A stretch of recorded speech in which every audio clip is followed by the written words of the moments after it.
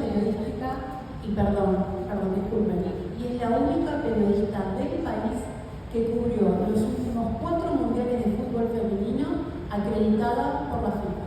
Fuerte el aplauso para ella.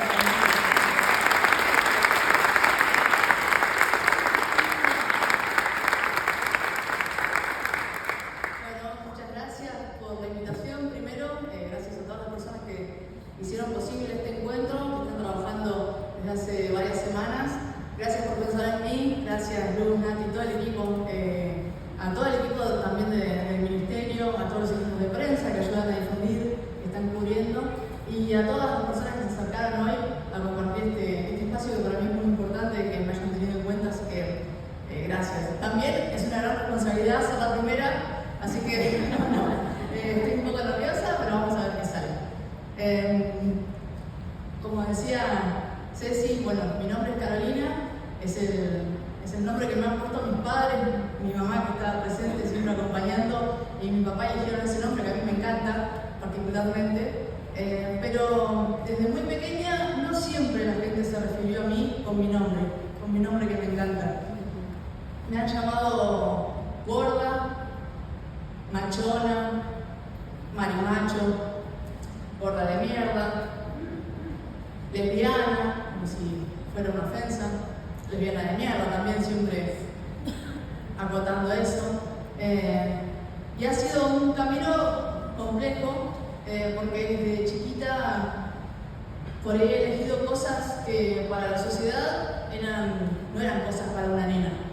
Entonces cuando tenía 5 años, mi papá me enseñó a jugar al fútbol y mi mamá me acompañó siempre en ese camino. No fue una decisión en casa que trajera algún problema, todo lo contrario. Mi hermano hacía las veces de arquero y yo me creía Batistuta en ese momento porque era lo único que conocía, porque no tenía una mujer referente y bueno, hincha de Boca y miraba a Bati y soñaba con ser Batistuta y lograr lo que él lograba. Entonces pasábamos horas pateando penales con mi hermano y siempre fue en casa un tema normal. El deporte, hacer lo que uno quería. Mis viejos siempre nos inculcaron eso.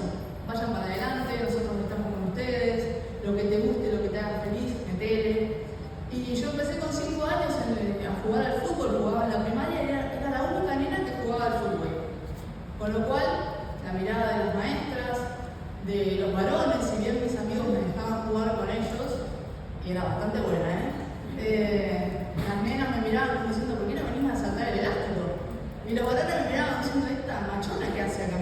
Y era difícil, era complejo. Yo era muy chiquita y ya vivía esa violencia, esa discriminación.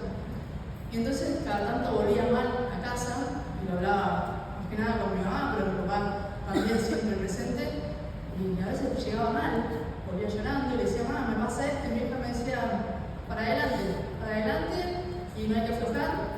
Y era la primera red de contención que yo tenía en mi vida, siempre. En tercer grado, a los pocos años, tuve una maestra en primaria que vio que a mí me gustaba el fútbol y me apoyó, Pupi, ya no está, pero lo recuerdo con mucho cariño porque me animó, por ejemplo, una vez a mandarle una carta a Juan Navarro Montoya, que era el arquero de Boca en ese momento, también era un ídolo mío. Y siempre me preguntaba por Boca, entonces cómo había salido el partido. Y yo encontré una maestra, alguien que me apoyaba, que me impulsaba. Y entonces también era un apoyo que yo tenía en la escuela ante tanta violencia que yo vivía día a día. Al poco tiempo, Cookie me animó en un acto, era un acto especial de la escuela 201 acá en Neuquén Capital, donde yo iba, porque creo que inauguramos el Zoom, no me acuerdo, pero fue un acto en particular que se hizo de noche. Entonces ella me dijo, ¿por qué no te animás a relatar un partido de fútbol? Y yo pensaba, sentarme adelante de toda esa gente, que no iba a poder. Y Cookie me dijo, no, para adelante. Y lo hablé con mi viejo y mi viejo me dijo, para adelante, ¿cómo no te vas a animar? Para adelante, no va a pasar nada, vamos a estar nosotros. Bueno, me animé. Y delante de todo un Zoom lleno, ese día relaté un partido que escribí yo y me salió bastante bien.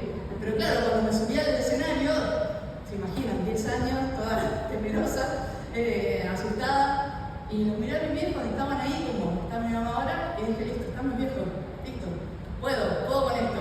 Ahí estaba mi red de contención. hice el bataje y pude. Seguí jugando al fútbol, nunca lo abandoné, a tal punto que en ese momento yo era la única en mi escuela, no conocías a otras niñas que jugaran al fútbol, era una vida difícil, solitaria, digamos, siempre estaba esa cosa de por qué querés hacer algo que es de los varones si vos sos una nena. Y entonces mi mamá me encontró un equipo en un barrio, en San Lorenzo, y empecé a jugar con varones, y me llevaba y se quedaba horas esperándome a que terminara de entrenar, y así fui creciendo y jugando en la primaria, pero siempre estaba esa cosita, esa mirada incluso de los padres, de los compañeros, esa cosa que me hacía sentir incómoda de ¿qué estoy haciendo mal? Si solamente quiero jugar al fútbol. Y una vez me pasó, yo era muy chica, tenía 10 años, y me llaman a dirección, la directora y la vicedirectora me llaman a dirección y me preguntan ¿por qué jugás al fútbol? ¿Por qué haces eso que es de los varones? Y yo decía, no sé, a mí me gusta. Y mi mamá y mi papá me dejan y me apoyan, no sé qué tiene de malo, y mis amigos me dejan jugar. No, vos tenés que saltar elástico, vos sos una nena, vos no podés hacer eso, vos tenés que pensar como una nena, hacer cosas femeninas, no podés hacer eso. Yo decía, pues si mi mamá me deja, ¿cuál es el problema? Y entonces la docente, que seguramente no tenía muchas herramientas para tratar con una niña, me dice, ¿cómo vas a jugar al fútbol? Imagínate el día de mañana, cuando te cases, ¿qué vas a llevar vos a tu marido a la luna de miel? 10 años. Primero ya estaba determinando que yo me tenía que casar porque soy mujer. Segundo, estaba determinando que me iba a casar con un tipo. Y tercero, no íbamos a tener una luna de miel en esas condiciones. Bueno, yo fui muy mal ese día a mi casa. Llegué llorando y mi red de contención en casa, mi mamá y mi papá me dijeron, no pasa nada, vos vas a hacer lo que vos quieras hacer. Mientras no jodas a nadie, lo vas a hacer. Al día siguiente, mi vieja fue a hablar con las autoridades. Nunca más me jodieron, pero fue duro. Mientras tanto, también estaba esto de siendo una niña ya, denominarme como lesbiana. Yo no sabía lo que quería. Estaba empezando a pensar cosas, pero no sabía ni lo que era. Y también era duro eso, porque te hace sentir mal, porque vos decís, pero estoy haciendo las cosas mal, está mal. Si me llegara a gustar una chica, está mal. Me planteaba todas esas cosas y así llegué a la secundaria. En la secundaria seguí jugando al fútbol, fui encontrando ahí más equipos, ya había alguna compañera más que jugaba, entonces bueno, seguíamos atravesando esa violencia y esa discriminación, pero ya tenía alguien que también me entendía.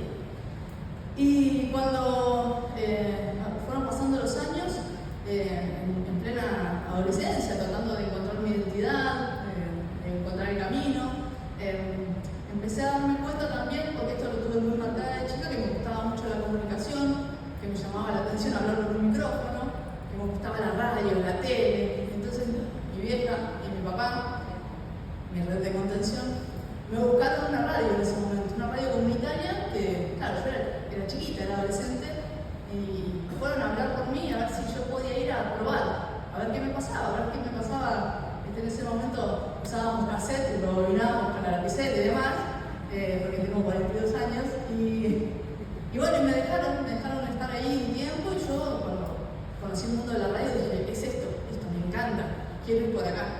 Y también descubrí esa pasión y esa profesión que tengo hoy gracias a mi red de contención. Pasó la secundaria, decidí estudiar periodismo deportivo y era en ese momento la primera periodista deportiva de mi provincia.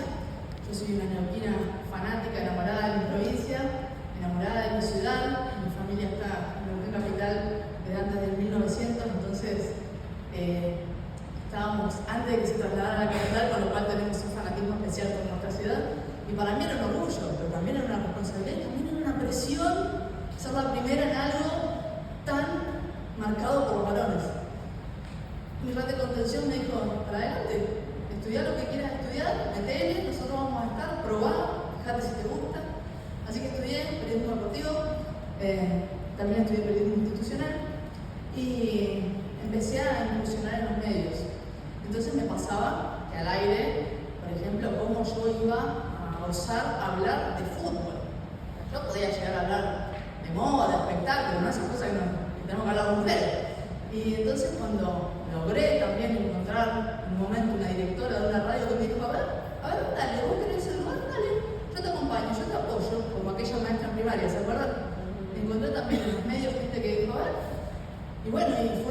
comunidad y me acuerdo que estando al aire hasta mis propios compañeros por ahí me tiraban a propósito un mal dato a ver si yo me equivocaba, a ver si sabía que había fuera de juego de un córner, esas cosas típicas que le tiran a las mujeres que no sabemos nada del reglamento. Y fue duro también. Y muchas veces yo volvía mal, mis viejos que se comían todos los programas de radio que yo hacía, yo a veces volvía mal. Y decía, no, es muy duro, o sea, es muy fuerte, es muy desgastante, es muy cruel.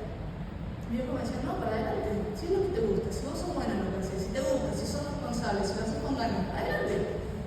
Mi red de contención.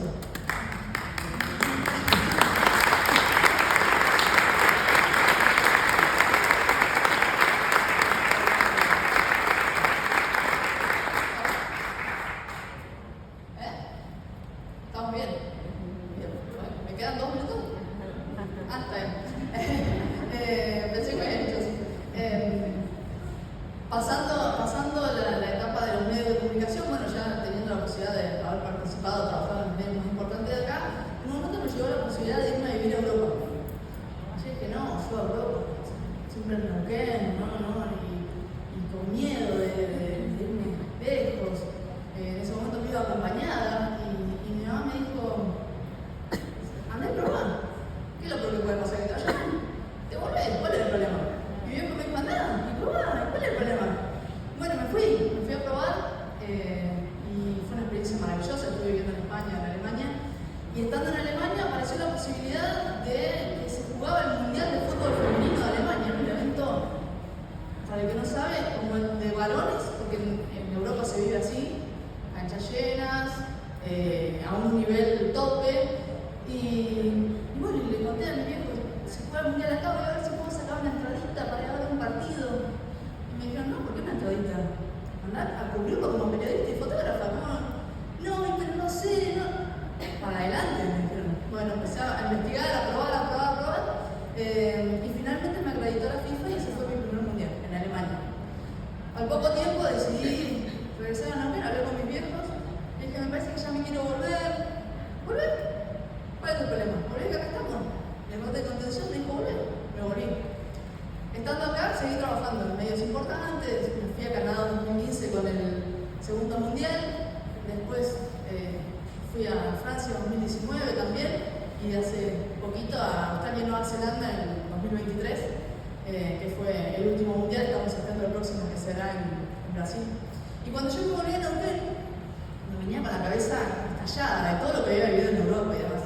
Y ahí también fue como, bueno, ¿y ahora qué hago? Mi viejo me dijo, bueno, tomate el tiempo que necesites, fíjate qué querés hacer, andé encontrando otros proyectos. Bueno, enseguida volví a trabajar a los medios y pude hacer un montón de cosas. Yo sé que tengo muchas cosas en la cabeza y pude ir haciendo. Y al poco tiempo, a los pocos años, logré entrar, yo también trabajo en comunicación política, y logré entrar en un lugar donde las mujeres no entran. Yo era jefa de comunicación de un intendente muy importante, y después tuve la posibilidad de ser jefa de comunicación de otro intendente, y eran lugares a los que las mujeres no entrábamos, porque siempre son los varones. Nosotros podemos llegar a estar por abajo, el varón arriba y nosotros quizás, y no se te ocurre hablar en una reunión, porque bueno, sabés, porque bueno. Y la verdad es que, bueno, en eso mi jefe apostó por mí y yo traté de dar lo mejor como siempre. Y a veces me volvía mal, porque las reuniones eran, nada, vos quedate ahí, pero no opines de los colegas, ¿no? O de los otros equipos, de la gente que rodeaba al intendente. Y a veces yo volvía mal a casa y ellos me decían, pero para adelante, si vos sabés lo que hacer, si vos sabés lo que estás entregando, para adelante, probá. Mi parte de contención me decía, dale, metele. Bueno, tuve varios años ese trabajo, esa responsabilidad que fue muy importante, y de tanto que me obsesioné con ser perfecto y con mostrar y con lograr todos los parámetros que yo quería establecer para un trabajo adecuado y demás, un día me di cuenta que ya no estaba viviendo más que otra cosa que lo laboral. Y mi cuerpo me vino a avisar y me dijo, la vida no es más así, y me hizo atravesar un cáncer de mama. En el año 2017 tuve la operación, hice rayos, hice quimio, me cayó el pelo, me sentía mal, sentía que todo el mundo me miraba, que la mirada del otro era cruel. Mis viejos ahí, para adelante, nada, si no tenés pelo te pones un pañuelo, ya va a crecer el pelo. Mi viejo, tengo una foto en la que mi viejo me da un beso en la pelada, la habíamos ido a Moquehue, y me decía, para adelante, sos hermosa, dale, no importa, ¿no? Y bueno, mi red de contención empujándome. Y a partir de eso, de esa enfermedad, hice un cambio en mi vida y bueno, llegó la posibilidad de escribir un libro relacionado con mi enfermedad. Y después también, en simultáneo, digamos, cuando me voy a Francia en el Mundial 2019, y vuelvo con esto de que tenemos que hacer algo con el fútbol femenino. Porque yo sé que jugamos de toda la vida, porque yo sé que hay un nivel tremendo, pero no están las posibilidades, no están las condiciones. Y siempre pasa lo mismo, es una lucha bastante en solitario y muy cruel. Así que ahí creé la Asociación de Fútbol Femenino de Neuquén y Río Negro cuando volví de Francia. Y bueno, empezamos a convocar personas y se sumaron de todos lados y es un trabajo que hasta el día de hoy hacemos, muy solitario. Y muchas veces le he dicho a mi mamá y a mi papá, estoy podrida, estoy sola, no vienen a las reuniones, estoy peleando yo sola, quiero dejar todo. Mi viejo me decía, no, metele para adelante. Mi vieja siempre, metele para adelante, lo que estás haciendo vale un montón, no aflojes. Mi red de contención me decía, dale. Bueno, sigo hasta el día de hoy. Y también con la asociación, a partir del trabajo con la asociación, hice una investigación sobre el fútbol femenino, que también es un libro, y lo puse en valor, y lo difundo y trato de que se conozca. Y así atravesé un montón de cosas, siempre con mi red de contención, que son mi papá, mi mamá, mis hermanos, la gente que me quiere. Supe también rodearme de la gente que me quiere, rodearme de la gente que necesito, y supe también sacar a la gente que no tenía que estar más en mi vida. Es doloroso el proceso, pero es muy sanador. De hecho, el cáncer para mí fue sanador. Es una cuestión muy personal, pero el cáncer en mi vida fue sanador. Y hoy tengo un montón de proyectos todavía, tengo un montón de cosas, siempre estoy pensando y planificando porque sé que siempre están ella, mi papá, mi familia, siempre están apoyando, siempre te dicen dale para adelante. Y yo creo que eso es lo importante, que a veces no todos tienen la suerte que tuve yo, de que en casa estaba esa red de contención que me impulsaba todo el tiempo, que me atajaba, que me llevaba, que me acompañaba. No todos tienen esa suerte, pero sí todos pueden buscar esa red de contención, crearla.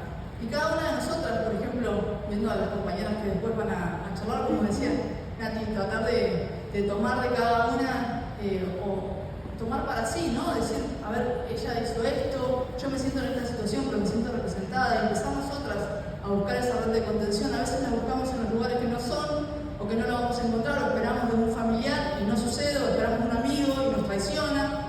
Busquemos nuestra propia red de contención, porque yo les juro que cuando tienen esa herramienta, cuando tienen a alguien que les dice, dale para adelante, que yo estoy, que te acompaño, se puede, ¿eh? A veces cuando estamos solas, se complica. Pero si tienen esa red de contención, se puede. Así que lo que espero es que a partir de estos encuentros, también cada uno se puede tener esta idea de generar su propia red de contención, de buscar las personas que tienen que sumar en mi vida y no tengan miedo de que las personas que restan se vayan. Así que gracias por escucharme.